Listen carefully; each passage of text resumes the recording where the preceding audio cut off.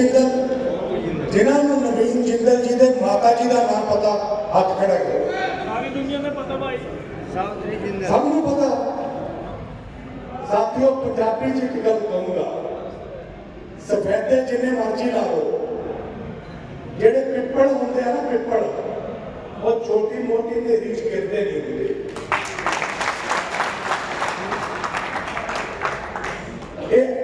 इन्हों के पिता जी इतने, माता जी इतने, हम भी इतने रहते हैं, थोड़े विच ही होंगे है।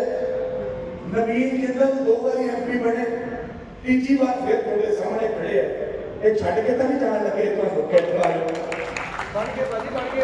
तो इस करके जिहड़ी लड़ाई है तुहाडी है, जदों इन्हां दे पिता जी माता जी नवीन जिंदल साहब इत्थे है तो जिम्मेवारी तुहाडी बन जाती है कि तुहाडा बब्बर शेर नवीन जिंदल है। लोहा बनाउंदा मुंडा जिगरा भी लोहा जटदा, जिंदलां दा मुंडा वेखो फिर धूरा पटदा। मोती जी दी मुंदर च नग बनो हीरे दा, कुरुक्षेत्र वाले मान रखे हो बई वीरे दा। तुहाडियां दुआवां नाल जितना है रेस नूं, तरक्कियां ते लै जू बुलंदियां ते लै जू, कुरुक्षेत्र ते देश नूं। जिंदल जिंदल हुई पई है, जिंदल जैसा कोई नहीं है। तालियां नाल तुहानूं खाते हुए छोले भटूरे दी खौ। जिंदल जिंदल हुई पई है, जिंदल जैसा कोई नहीं है। 2 बार जिताया, तीसरी बार भी बनना अपना होना सही है। कुरुक्षेत्र के लोगों के फिर होंगे वाले प्यारे, बीजेपी का कमल खिलेगा, जीतेंगे हम सारे। जिंदल जिंदल जिंदा दिल जिंदल, जिंदल जिंदल जिंदा दिल जिंदल। और जिंदल जिंदल हुई पई है, जिंदल जैसा कोई नहीं है, और जिंदल जैसा कोई नहीं है।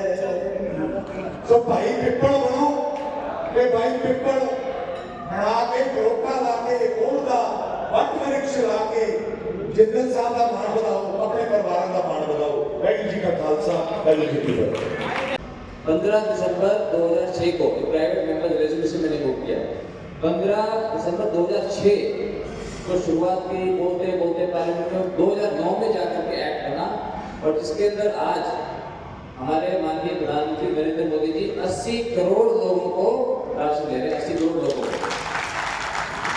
ऐसे बहुत से कदम जो है पार्लियामेंट के अंदर मेरे जीवन में हमेशा ये सिद्धांत रहा कि जहाँ भी जाऊँगा, अगर मुझे लगेगा कि कोई कमी है किसी चीज़ के अंदर, तो उसको दूर करने के लिए मैं सिर्फ बात नहीं करूँगा, सिर्फ कंप्लेंट नहीं करूँगा, मैं इसको ठीक ढंग से उसको मुद्दे को उठाऊंगा और उसको जो है उसके पीछे लगा रहूँगा उसको ठीक करने के लिए।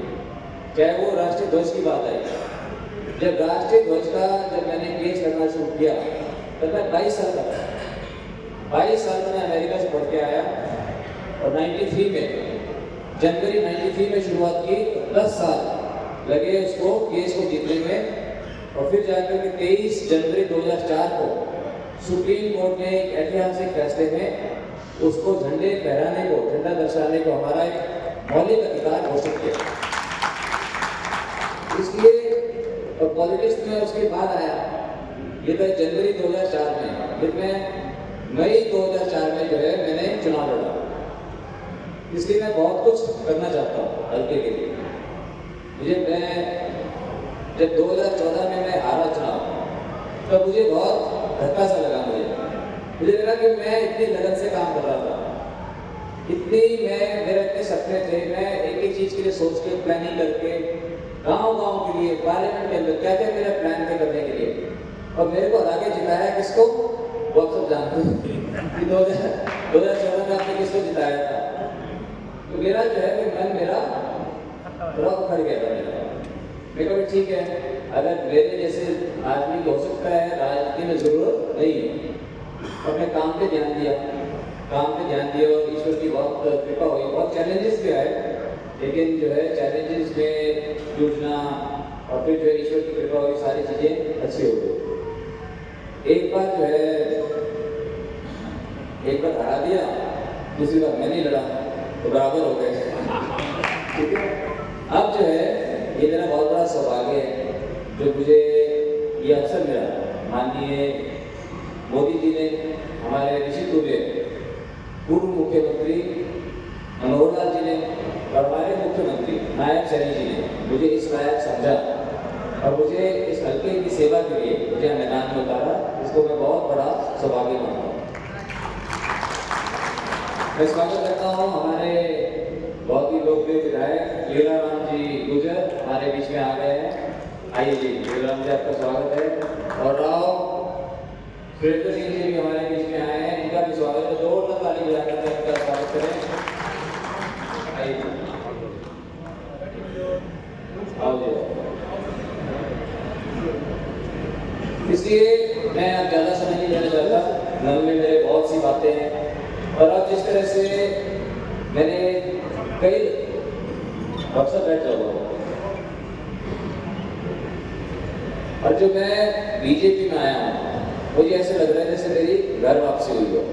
मैं आप सब लोगों को मैं जानता हूँ, जब मैं कांग्रेस में भी था तो मैं जानता हूँ कि आप लोगों की शुभकामनाएं जो है मेरे साथ थी। और जब 96 में कांग्रेस ने चुनाव लड़ा, 96 में 98 में, तब जो है हरियाणा विकास पार्टी और बीजेपी का गठबंधन था। तो मैं तो आप लोगों के साथ बहुत हमने काम किया, तो बहुत आपसे सबसे एक पारिवारिक रिश्ता है। तो मैं बहुत इस हल्के के लिए करना चाहता हूँ हर लिहाज से। और कल या परसों अब मैं अपना विजन डॉक्यूमेंट मैं चाहता हूँ कुरुक्षेत्र के जितने भी हमारे 9 विधानसभा के हल्के हैं, जितने भी 900 साढ़े 900 गाँव हैं, आप रादौर, लाडवा, थानेसर, शाहबाद, पेवा, कुंडली, कैथल, गुलाचीका, कलायत, सारा का सारा इलाका में हर लिहाज से नंबर 1 पे आने चाहिए अगले 5 सालों के अंदर। ये मेरा विजन डॉक्यूमेंट है, ये मेरा विजन है कुरुक्षेत्र संसदीय क्षेत्र को लेकर के। और मैं 2 सेक्टर बनाना चाहता हूँ। मैं चाहता हूँ कि जो बेरोजगारी को हटाने की बात करते हैं, बेरोजगारी हटाना कोई बोलने से नहीं हटती। और हम ये भी देखते हैं कि आजकल इंडस्ट्री के अंदर बाकी देशों में भी जो स्किल्ड मैन पावर है उसकी बहुत कमी है। आप अच्छा जो है ना तो आपको अच्छा चेक मिलेगा, ये बीच में आएगा, आपको ना तो अच्छा चेक मिलेगा, ना जल्दी से अच्छा ड्राइवर मिलेगा, ना आपको इलेक्ट्रीशियन मिलेगा, ना प्लम्बर मिलेगा, ना राजमिस्त्री मिलेगा। तो ट्रेन लोगों की बहुत कमी है। इस स्किल सेंटर के द्वारा मैं हिंदुस्तान का सबसे अच्छा नहीं, मैं तो दुनिया के सबसे अच्छे स्किल सेंटर बोलूँगा। एक रोजगार में और एक कैपिटल, जिससे 10,000 युवा हर साल ट्रेनिंग पा सकेंगे। 10,000 युवा ट्रेनिंग पाएंगे और फिर वो अपने खुद के पैरों पर बैठ सकते हैं। बड़ी बड़ी कंपनियां उनको हायर करना चाहेंगी और वो विदेश जाना चाहेंगे तो वो विदेश जा सकते हैं। आज जो हमारे जो साथी जो डॉक्टरी करके बोलते हैं विदेश गए, वो कोई विदेश जाने का कोई तरीका नहीं है। वो जाके वहाँ पॉलिटिकल असाइलम देते हैं। वो बोलते हैं हमारे देश में जो है हमारे को प्रॉब्लम थी, पॉलिटिकल प्रॉब्लम थी, वो पॉलिटिकल असाइलम देते जब भी वो देश उनको एक्सेप्ट करते हैं। यहाँ किसी पॉलिटिकल पार्टी से लिखवा करके क्योंकि यहाँ पर जो उनको पकड़ा है अभियान को, इसलिए वो करते हैं। तो ये बहुत सी बातें हैं। अब इसमें से कौन इस बात को क्या निकालेगा, क्या करेगा, वो मुझे नहीं पता। लेकिन मैं तो अपने दिल की बातें जो है आपके सामने मैं रख रहा हूँ। इसलिए मैं बहुत कुछ इस हल्के के लिए करना चाहता हूँ।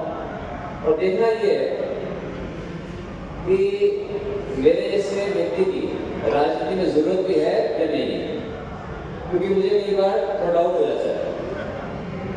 क्योंकि मैं तो किसी के बारे में गलत बोलता नहीं, क्योंकि मेरे पास अपने आप किए हुए काम इतने हैं कि हम तो उसी को थोड़े बहुत गिना पाते हैं।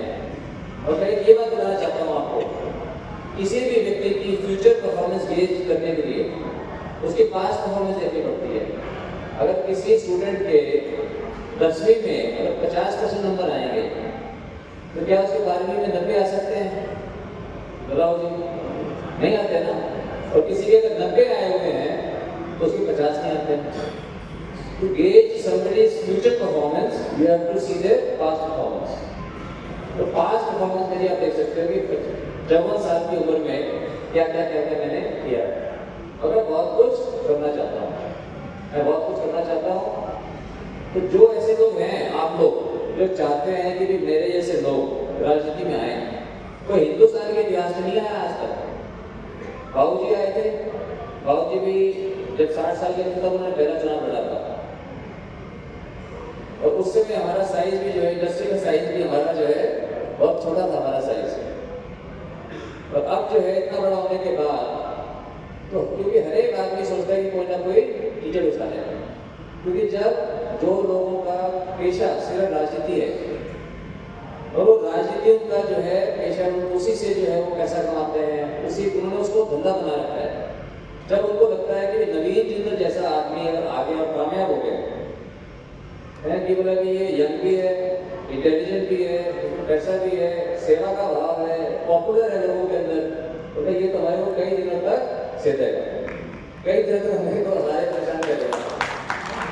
इसलिए आप लोग जो चाहते हो कि अच्छे लोग आने चाहिए, अच्छे लोग जो है आने से घबराते हैं। कोई घर में जो है हमारे पूरे परिवार में किसी और का कोई इंटरेस्ट नहीं है। माँ जी को जरूर हम करके कि माँ जी जो है उनको एक है कि जो बाबूजी ने कहा था, लोग उनको जो है बहुत मान सम्मान देते हैं, बोलते हैं जो बाबूजी का काम करने करते रहो। इसलिए आप सबका आशीर्वाद हमारी सबसे बड़ी ताकत है। आप लोगों को देखना है कि अगर नवीन जिंदल जैसे लोग आगे आए तो फिर नवीन जिंदल का चुनाव जो है आप लोगों को लड़ना पड़ेगा। आप लोगों को जो है 2 हफ्ते की बात है, अब 2 हफ्ते जो है आपको मेरे लिए, देश के लिए। राजद पार्टियों की बात करें, ये मैंने अपना बता दिया। अब पार्टी में मैं अगर मोदी जी के बारे में आपको बताऊं तो वो जो है सूरज को दिया दिखाने वाली बात होगी। इसलिए मैं आप सब मेरे से ज़्यादा जानते हैं कि किस तरह से उन्होंने पिछले 10 सालों के अंदर इतने ऐतिहासिक फैसले लिए, किस तरह से उन्होंने संकल्प किया कि देश को एक विकसित राष्ट्र बनाना है। ये बहुत बड़ी बात है हम सबके लिए। ये हमारे लिए एक सुनहरा मौका है कि हम सब मिलकर अपने सपनों के भारत का निर्माण करें जिसके अंदर हर वर्ग खुशहाल हो। और दूसरी तरफ ऐसी पार्टियां जो है जो कि माफिया है, शराब का माफिया है, ऐसी पार्टियां हैं जो शराब का माफिया है। जिस समय अभी सुभाष जी बोल रहे थे ऑक्सीजन पार्टी, जिस समय कोरोना के समय के अंदर हम पूरे देश के अंदर हम लोग ऑक्सीजन दे रहे थे, वो हमारा फर्ज बनता है। हम कोई किसी पे एहसान नहीं कर रहे थे, हमारा फर्ज बनता है कि हमारे देश को जरूरत हो तो एक खून की बूंद भी जो सबके लिए हाजिर है। ऑक्सीजन की तो क्या बात ही क्या है। वो पार्टी जो है दिल्ली के अंदर आप पार्टी बोले शराब की एक बोतल खरीदो, दूसरी बोतल फ्री, उनकी ये पॉलिसी थी। वो शराब को प्रमोट कर रहे थे उस समय, क्योंकि लोग घरों में बैठे हैं तो बहुत ज्यादा शराब की बिक्री बढ़े। और जो कल जो आपने देखा होगा कि किस तरह से चौंकाने वाली बड़ी बहुत ही चिंताजनक बात है कि विदेश की आतंकी संगठन, टेररिस्ट ऑर्गेनाइजेशंस की फंडिंग ली उन्होंने। 125 करोड़ रुपए की जो है फंडिंग जो है आतंकी ऑर्गेनाइजेशन से दी है। तो कितने बड़े जो कि देश के टुकड़े करना चाहती है ऐसी ऑर्गेनाइजेशंस, ऐसी टेररिस्ट ऑर्गेनाइजेशंस। इसलिए हम सबको बहुत सचेत होकर के हमें काम करना पड़ेगा। और मैं समझता हूँ कि आप सब इंटेलेक्चुअल्स हैं, आप सब इन बातों को समझते हैं और आने वाले समय के अंदर मैं समझता हूँ को इस बात का करारा जवाब भी मिलेगा। आपने सबने मेरी बात बहुत ध्यान से सुनी, मैं आप सबका बहुत आभारी हूँ। और किसी के भी कोई क्वेश्चन हो, I will be very happy to answer any question. किसी के भी कोई क्वेश्चन हो, आप सब मेरे परिवार का हिस्सा हैं। Any question you have now or when we eat, because I am quite hungry right now. ये मुझे बहुत भूख लगी है, मैं जल्दी खाना खा लेता हूँ इसलिए। लेकिन मैंने बोला पहले खाना खिलाता हूँ, लेकिन जहाँ पे जाता हूँ पहले बोलना पड़ता है, उसके बाद ही खाने देते हैं। तो आप सभी का I am very very grateful